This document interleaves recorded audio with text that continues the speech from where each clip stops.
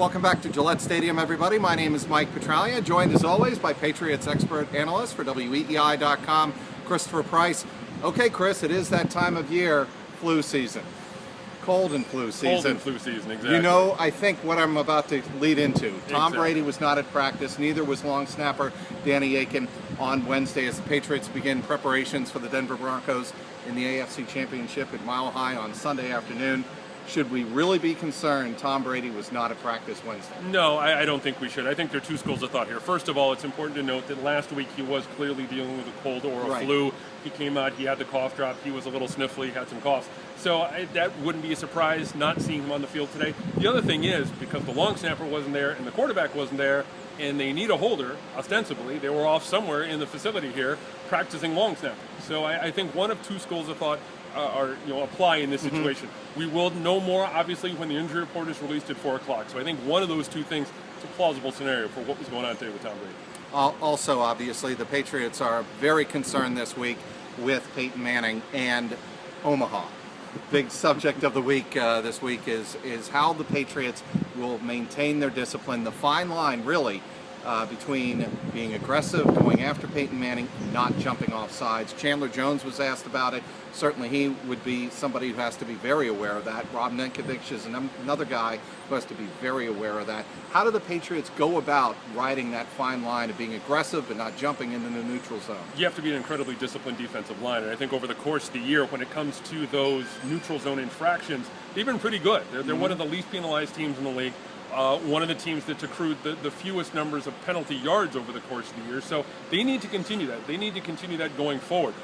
They need to be a very disciplined front because, as you said, Peyton is very good at drawing people off sides, drawing people into that neutral zone infraction. We saw a very good San Diego team, Bill talked about it in the press conference a few minutes ago, very good San Diego team drawn into that on a number of occasions in the divisional playoff game. That's something the Patriots need to avoid this Sunday against Denver.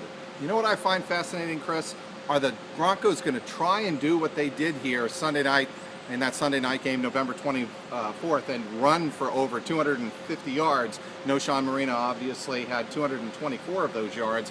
Or are they going to have try to do it with Peyton Manning's arm, and they have Julius Thomas, a player, a tight end that they did not have here in that game in November? Which way, if you're Peyton Manning and you're John Fox, which way are you leaning? It's going to dictate what the Patriots decide to do defensively. I think a lot of it is, and I think if the Patriots come out and try and flood the field with defensive backs, I think they're going to dare Peyton Manning to run the ball. And I think that gets the Broncos out of their comfort zone a little bit, but you have to take what's been given to you.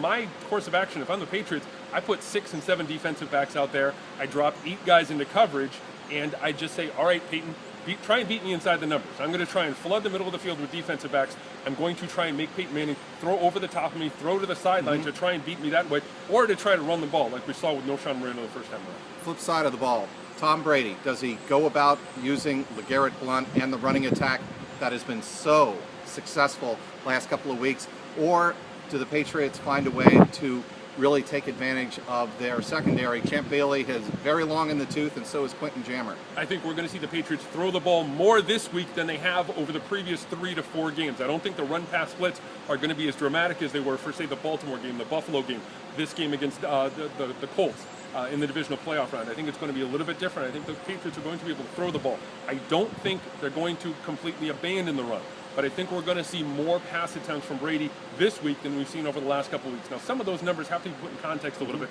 The Denver run defense is pretty good, but when you consider the fact that a lot of teams were throwing on them just to get back in the game. Not as many run attempts. Exactly. I just think those numbers are skewed just a little bit, but I think in the long term, the Patriots are better off throwing the ball a little bit more this time than they have over the last month or so.